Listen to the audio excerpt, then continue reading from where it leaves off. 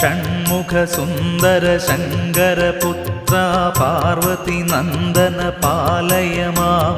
नागस्वरूपारुमुखने जय दुरितमതൊക്കെയകറ്റിടണേ षण्मुख सुन्दर शङ्करपुत्र पार्वती नन्दन पालय मां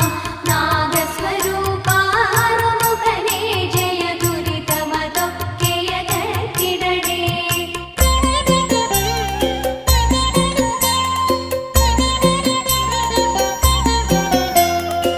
പെരുവളശ്ശേരി തൻ സന്നിധിയിൽ മണിനാഗമായി ഭക്തരെ കാപ്പവനേ